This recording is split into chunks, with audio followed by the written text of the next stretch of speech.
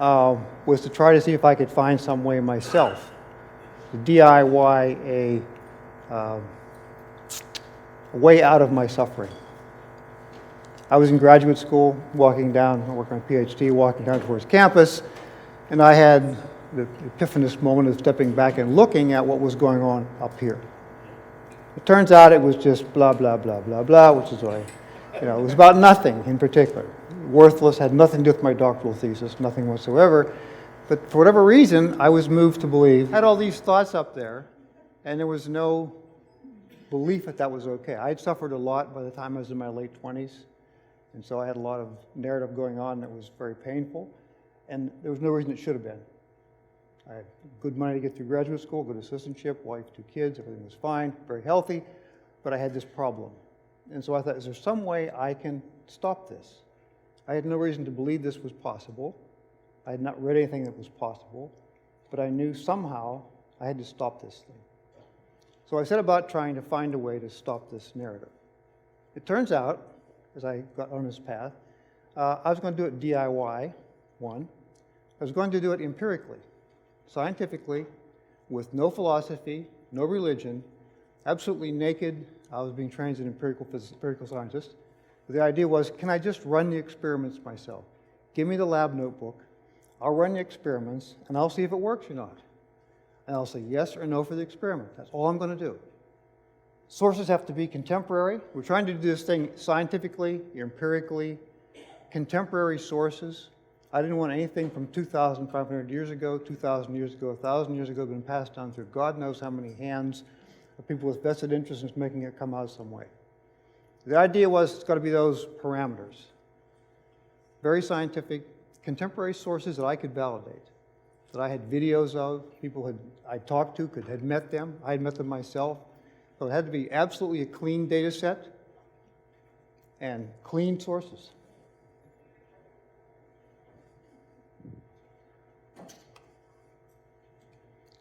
And so this idea of relying on religious traditions, philosophy, I was not a philosopher, I was an empiricist, so no philosophy. No religion. I came from a blaming, shaming religion. I'd had enough of that, thank you very much. So I was trying to find some way out of this thing. And these are what I just talked about.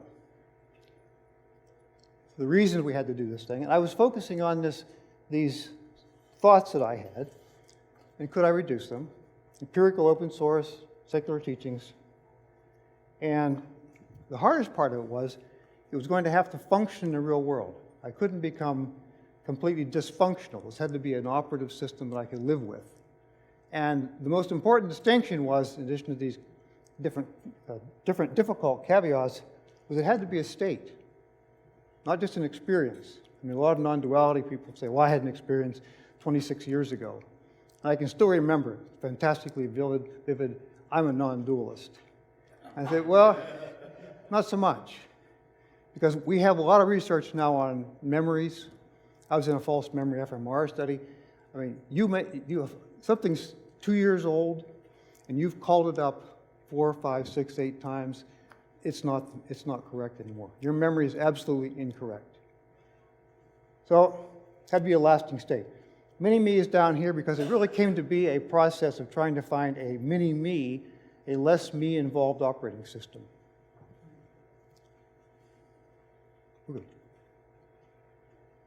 This narrative thing that I found unpleasant wasn't unique to me. There's a great study in science that was done at UVA by some really good people, some of the best people in the field, and it was saying, okay, what if we can just take some UVA undergraduates and put 150 of them in a room one at a time and give them and say, okay, be by yourself for 15 minutes, no toys, no distractions, you can just be there with the pleasure of your thoughts.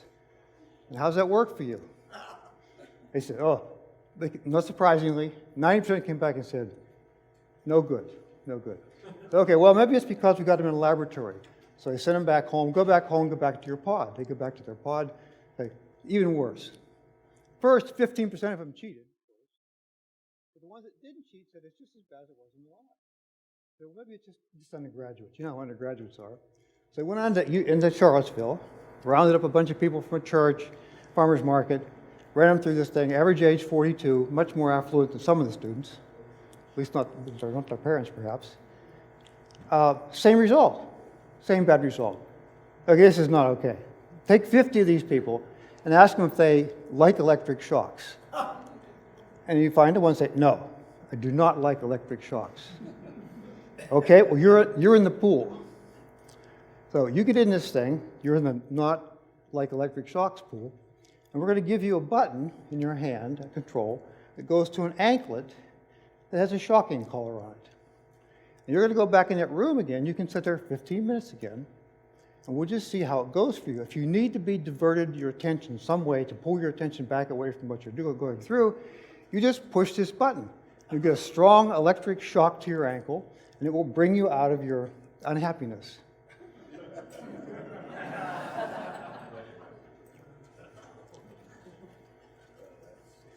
So as you might imagine from the picture, this didn't turn out well. 2/3 of the guys, the men, shocked themselves. Only 1/4 of the women. So women really are smarter than men.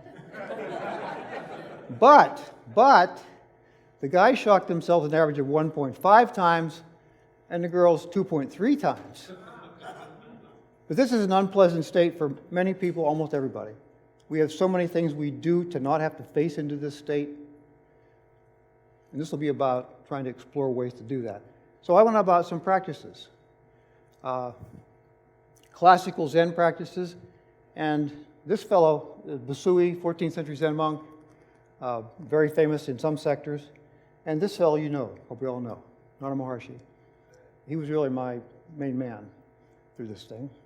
And these questions are very simple.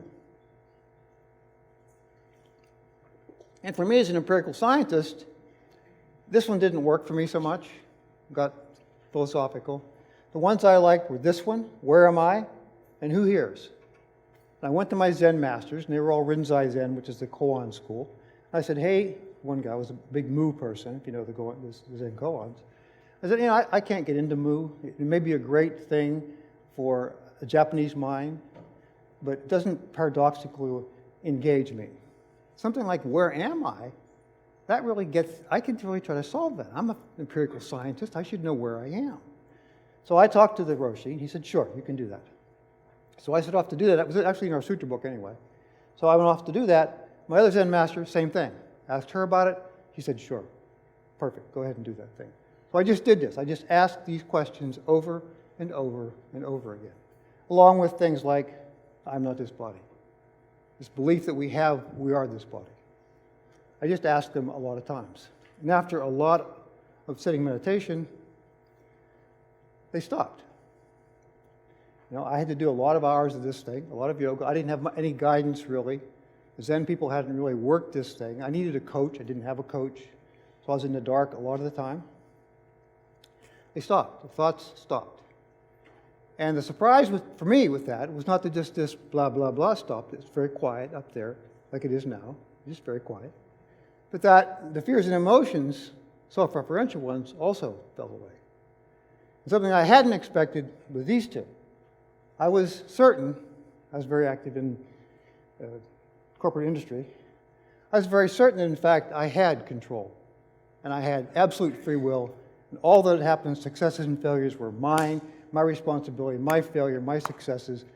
And when I fell away, like that, snap. It just fell away right along with everything else.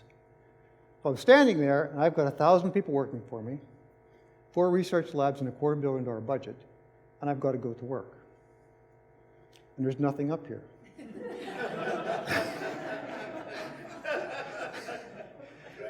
Great, yeah. So I go into work expecting to either be stoned or deified, and neither one happens. Nothing happens. You go through the day and you find out that, in fact, life is even easier. It's better. It's cleaner. It's simpler. It's worked so much better than before. And I've got this thing, well, okay, if I wasn't in control and I didn't have free will, who's running this show?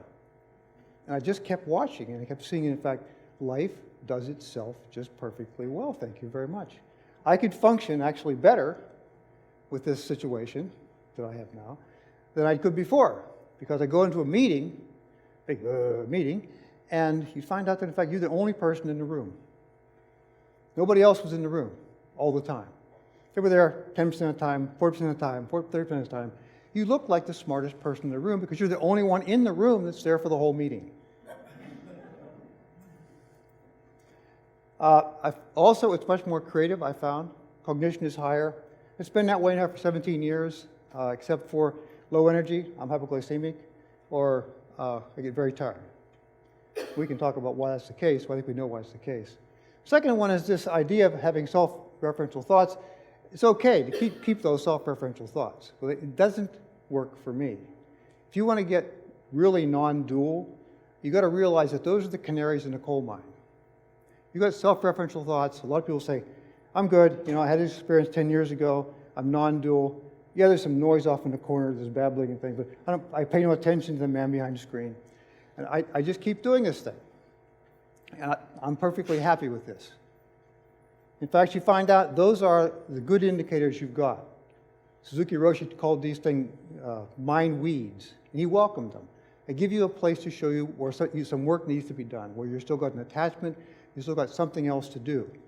So if you can absolutely shut them down, get no thoughts, and it's just no self-referential problematic thoughts.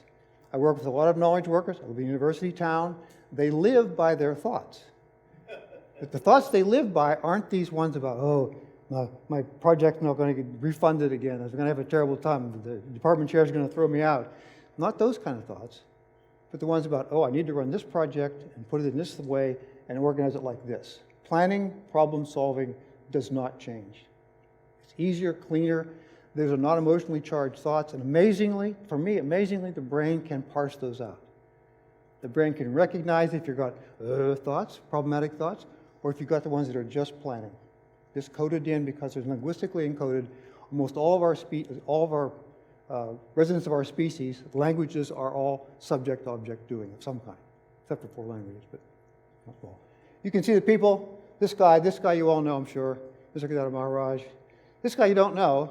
I was giving a talk in Stockholm, 2010, and he was actually one of the founders of the Santo Daime Church. So those of you who know ayahuasca, he was talking in Stockholm about his experiences with ayahuasca.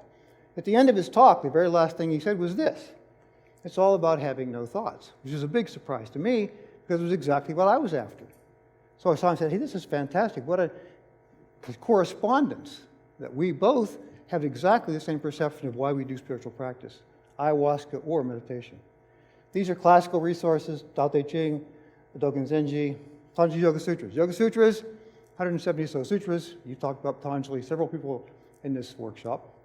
And you find out that Yoga Chitta Vritti Nirodha is the second one. The first one, we're going to talk about yoga. The second sutra is Yoga Chitta Vritti Nirodha, which is yoga is the stilling of the modifications of the mind.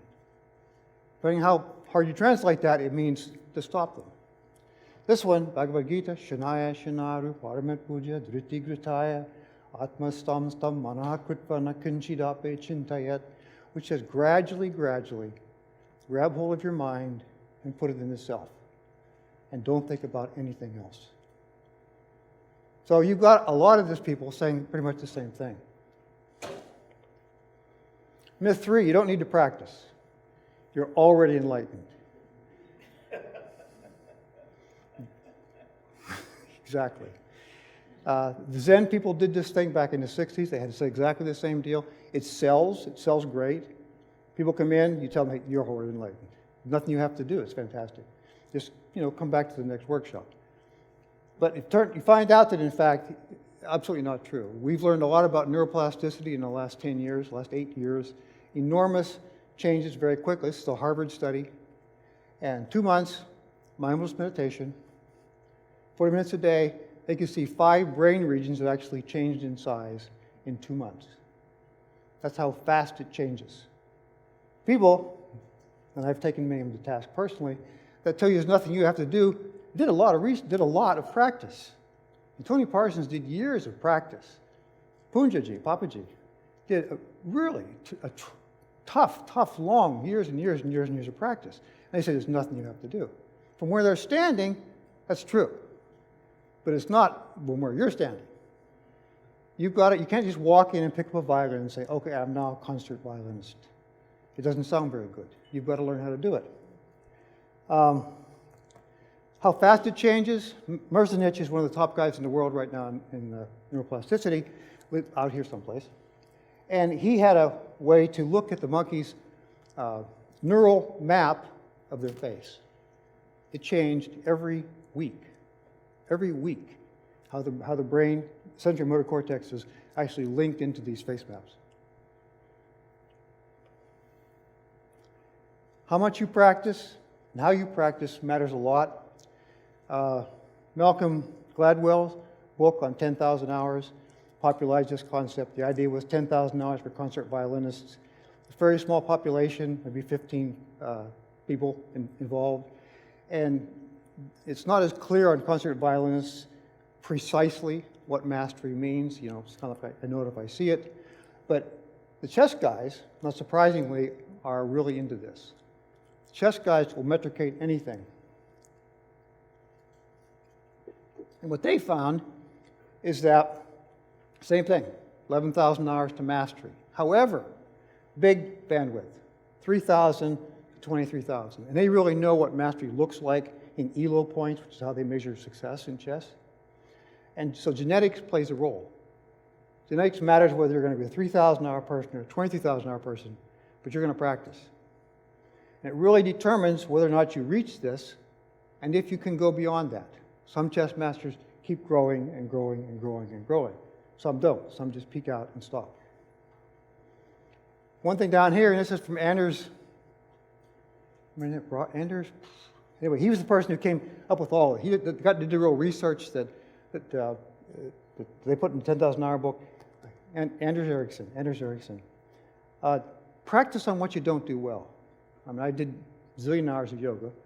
And if you aren't careful, you just keep doing the same exercise all over and over again.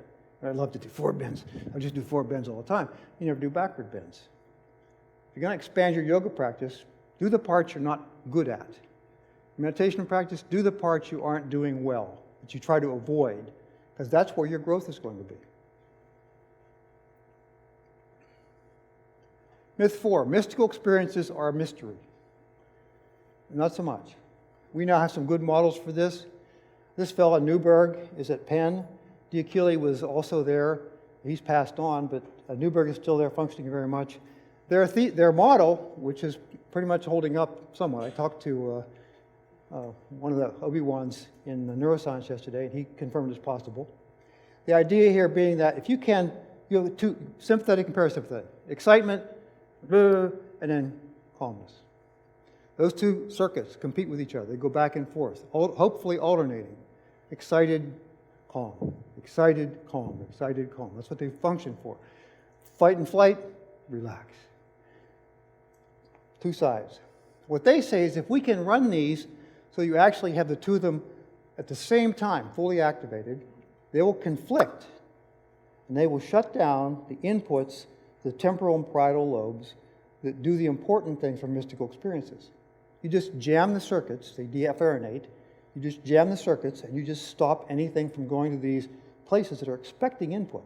They almost always get input, and all of a sudden there's no input.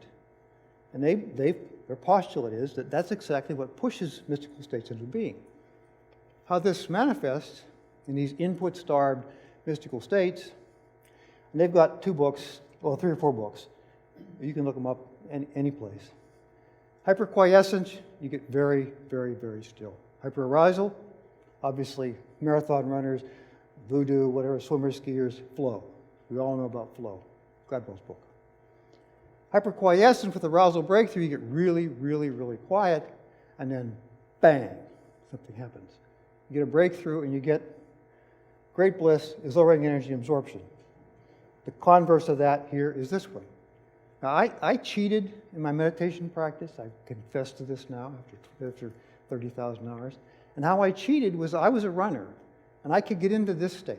I could get a runner's high. And so I thought, well, this is interesting. I started to sit, and the Zen guy said, sit still, hold your hands where they're supposed to be, and don't move. If you move, we're going to stick. We're going to come around with a stick, we're going to hit you with the stick. And they did this very tough bunch of guys. So you had to really sit there. So you were hyper-quiescent. You were not moving at all. And so if you got your mind calmed down, then you could find yourself in this hyper-quiescent with arousal breakthrough state. I found I could do that. I could sit, and after about 35 minutes, which is about a runner's high time, I got a mystical experience. I like this. Not that I like it, the brain liked it. This is like a kibble for the brain. The brain said, this is the coolest game in town. I get to sit, and then I get to treat at the end. Most people like go 20 minutes and stop, or 30 minutes and stop. You do the hard work, and you don't get anything.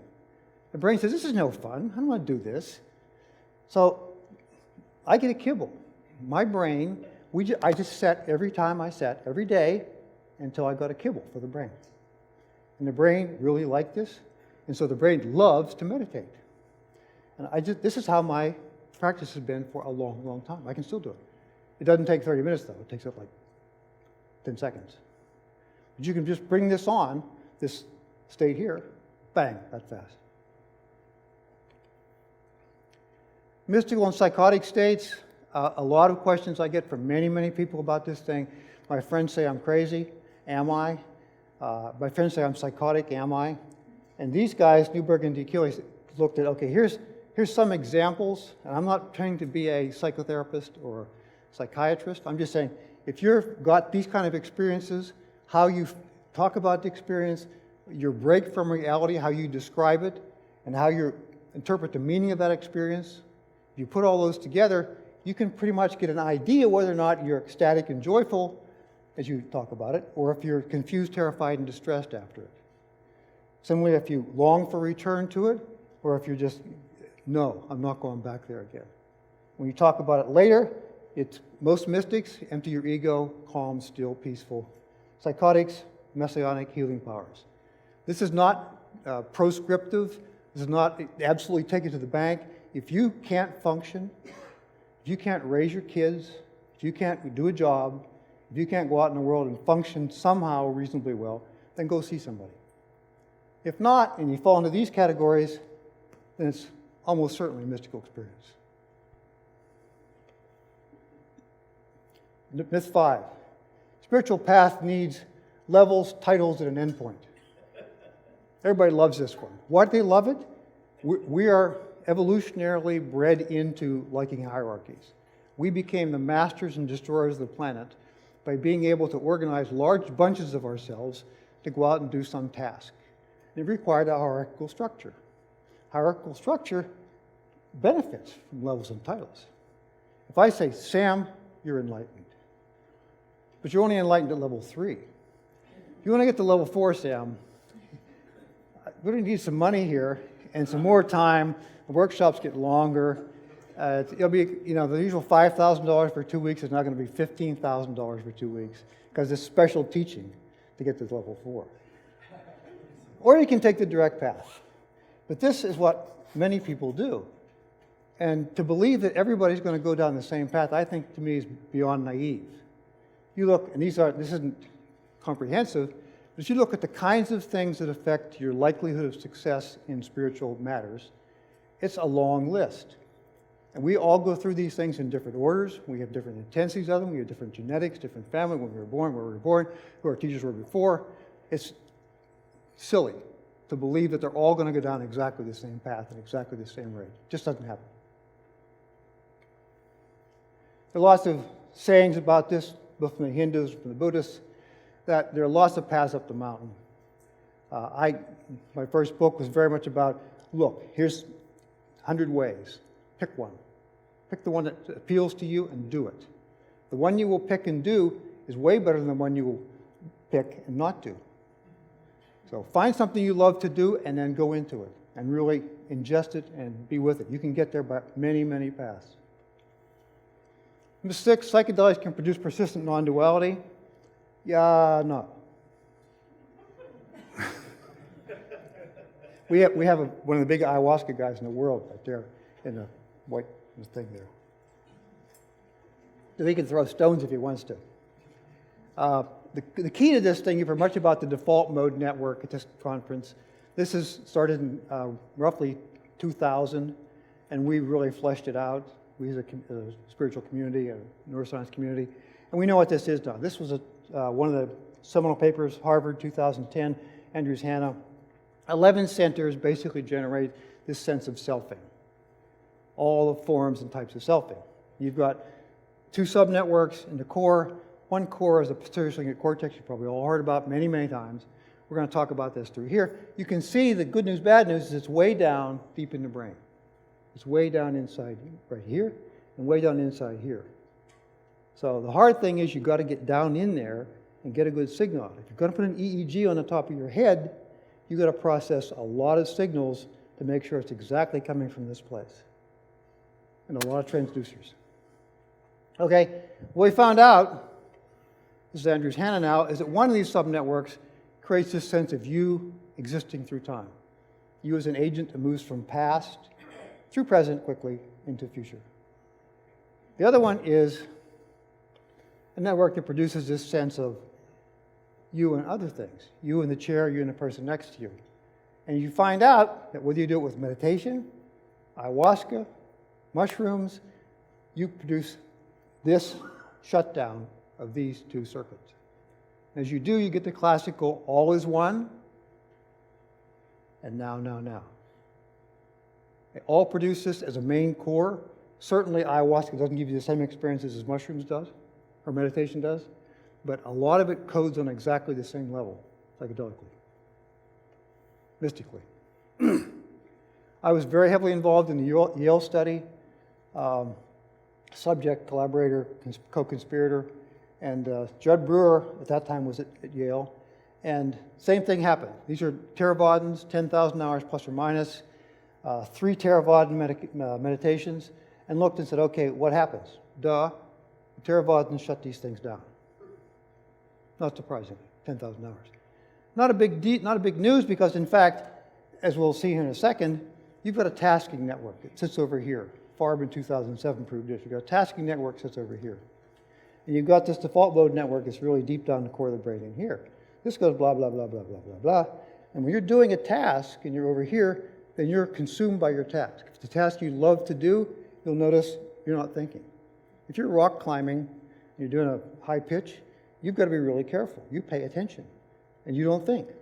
And we like it because we don't think. If you're in a chess match, whatever it is that really turns you on, avocation or vocation, this tasking network will shut down the default mode network. So these guys were really just tasking. The really interesting thing was when Judd turned off in between runs, he found that in fact those centers stayed shut down. Even without meditation, they were shut down for a while. We now know we've got these 3 circuits. This is the tasking network. This is the expanded, updated version from Andrews Hanna, 2014. And she pulled in a 1,000-person study from MIT to really work her thing out. And the thickness of these lines is how often they talk to each other. They will operate at the same time. And you can see you've got these 2 sides, and you've got 2 centers up here, which Judd found as well, Judd Brewer found as well. And their job is to watch and control the situation. I mean, they watch to see if this thing, the yellow ball, is shut down. And they see if it's shut down, they can control this thing. They're right up here. It's called a salience network. These 2 centers are watching this and this to regulate this switching back and forth. If you've got ADHD, what it is this circuit, blah, blah, blah, won't shut up. It will not let go. And so you're over here trying to get a job done, and blah, blah's over here going, and so you can't concentrate. There's a lot of good research on that too. How shrooms work? Exactly the same way meditation works, not exactly. But this is IV psilocybin in the UK, medium level doses. There's no way to worry about, am I digesting it properly or not? It's just IV. And you can get a clear picture here, infusion point, and how this thing shuts down. As it shuts down, some of your friends may have told you, you actually get extremely intense effects. So it tracks exactly on meditation. Ayahuasca, same thing. This is a well-known study now. It was recently done, but it's pretty well known quickly. Same thing happens. These 2 are the core centers. Before ayahuasca, on ayahuasca, in the fMRI, they're shut down. They're gone. Same thing happens. There's a very nice longitudinal study now we were looking at yesterday at lunch on long-term usage of ayahuasca. But they all work. The one thing, and I recommend everybody have some kind of mystical experience. If it needs to be mushroom, I'm not pimping for mushrooms. I'm a virgin, by the way. I'm a virgin on psychedelics. But I encourage people to do something. Get some mushrooms from somebody, anybody, any place, and really, backyard. Make sure they're really good stuff. But I encourage people to do this. One fellow here in the Bay Area I work with, he's at a conference today, and he'd been practicing very hard. Practice, but he wasn't getting anywhere. And so I said, get some mushrooms. And magically, someone who he didn't expect would have mushrooms gave him a Hershey bar that was wrapped around, has a wrapper around some mushrooms. And he reached up, took them, lo and behold, bango. Now the brain knew what was possible. The problem is if the brain doesn't know what's possible, this is its reality. If you show it something else, you say, oh, gee, this is all kinds of things are possible. I can make this, I can make that, I can make peacocks, I can make crawling snakes, I can do all kinds of things. So you say, okay, my consensus reality is not the only reality there. The brain, as somebody said on Friday, it's a best efforts basis. The brain's not trying to do a perfect job of replication. It's just trying to say, well, okay, the lion comes down to the steak, the lion's hungry, the lion needs the steak. That's fitness. However, the lion then says, well, okay, my belly's full, I'm looking for a lady lion. So he doesn't care about the steak anymore, now he cares about lady lions. That's fitness. It's not perfect, but it's fitness. As your demands change, you adapt and you move to another object. So, as far as matching these up, they all go on the same scale. Psychedelics, what I do, persistent non-duality. Yeah, persistent non-duality. And you can see what happens. Jeffrey Martin, who isn't here, he's around today, did his PhD thesis at CIIS on this. He took 500 people, cut it down to 36 of us, and said, okay, you 36 are all persistently, you spend a lot of your time within this non-dual state, this no-thought state.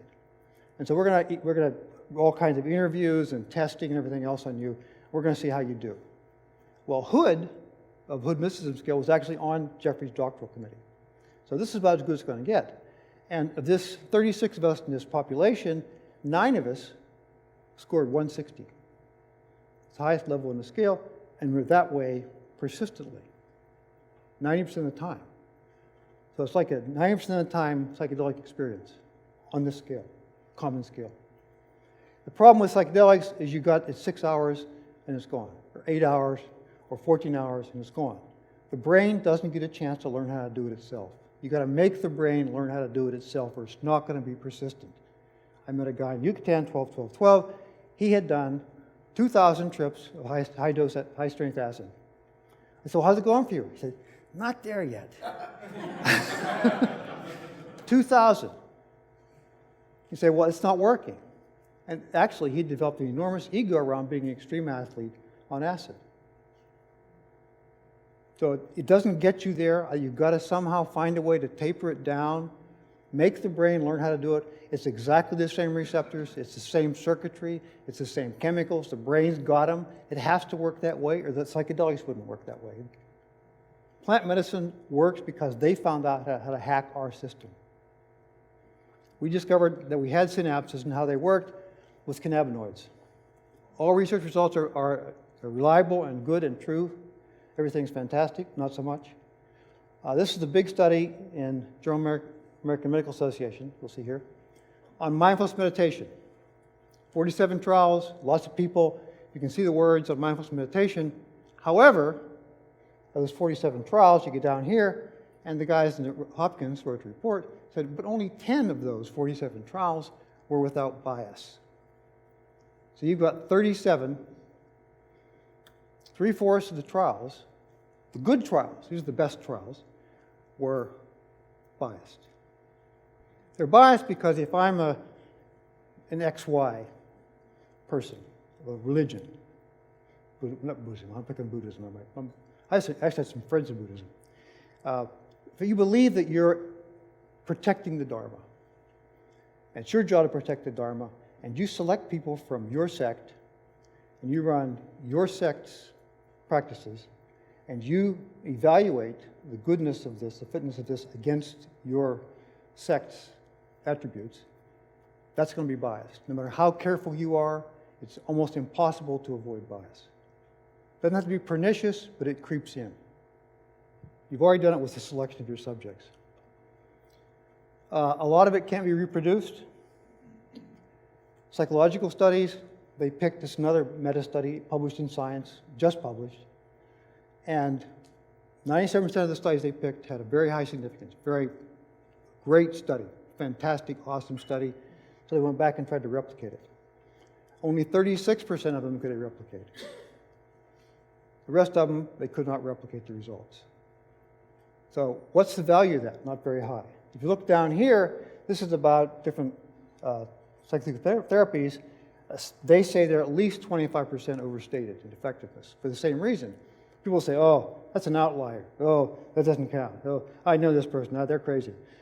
So you end up then with a very carefully controlled population, so you get good statistics, so you get tenure, so you get funded, so you get more research dollars, whatever. Without science, though, we're screwed. I mean, it's the best tool we have, the only tool we have for some of this stuff. We're not doing as well as we could. If we do it a lot better, it'll help us a lot more. Pardon? Einstein was wrong. He was. On the previous quote, I think Einstein was wrong. Why? But let me finish this. I've got a couple more slides. And I should get 5 minutes, because this thing didn't get running for 5 minutes. Myth 8 was if there's no I, you won't be compassionate. I get this a lot. I got called non-human at one panel discussion in the Netherlands. You aren't a human being because you don't have these desires and these bad things. It's really compassion for most people is really reciprocal altruism. I give Sam something. I don't pick on Sam. I give Sam something. And I say, Sam, okay, yeah, I'm really helping out here. So I'm expecting something back from Sam. This goes into the hierarchical structure. You hold the structure together because I give something to Sam, and he gets to be something back later. So Sam and I are kind of looked together. We're in the same structure. We know where we are in this thing. It's the glue of the hierarchy. You can see, though, there are all kinds of things we're expecting out of this. And these guys did tons of work on this. There's even a center out here on reciprocal altruism. But it's really just let's make a deal. If you watch carefully, you can feel it in yourself. I'm helping this person down here. I'm up here. They're down there. They need this thing from me. And you give it to them and think, karma points, heaven points. I'm on my way now. You're expecting reward, if not now, later. In fact, your compassion is all about you. You have to guess who said this thing. The human beings are naturally selfish. This guy's a really well-tuned in, scientifically trained, scientifically involved. Science shows that we are naturally compassionate, and helping someone else makes you feel good. This is scientific research. We know this. Down here, by nature, every human being loves themselves. But by helping another, you are building your own happy self. You are building your ego by doing this process of helping Sam and getting something back from Sam. It doesn't take your ego down, it actually strengthens it. Yes, you said this. Yeah. Dalai Lama. Last, non-duality is a psychotic state. And this is a serious problem for people. DSM-5, which is the diagnostic manual by which psychologists and psychiatrists can bill Medicare or whoever, healthcare systems, and it has to be in the manual. This guy from Duke actually chaired the study. He wrote a blistering, almost repudiation of the study, and said that, in fact, this fuzzy boundary, like for ADHD, is so broad now that many, many, many people fall into this thing and didn't before. And he also said, basically, everybody someplace will get in there. If you look, drug companies, but if you actually look, I got a blog post on this thing, take one of the big ones in depersonalization disorder, and this one woman lists off 20 characteristics of depersonalization disorder. So I took the Hood Mysticism scale, and I listed 20 things, and they're the same 20 things. I mean, the mystical things line up exactly with depersonalization disorder. So you've got to somehow find a psychologist, or someone in the Bay Area, who understands this problem that, in fact, what we call mysticism, and we think is fantastic, they've categorized, psychopathologized it. Just be aware of this. If you start hearing people, oh, you're psychotic, DSM-5 says this, there's a lot of controversy about this whole thing, about DSM-5, period, but in particular about this particular issue. That's all I have. Thank you.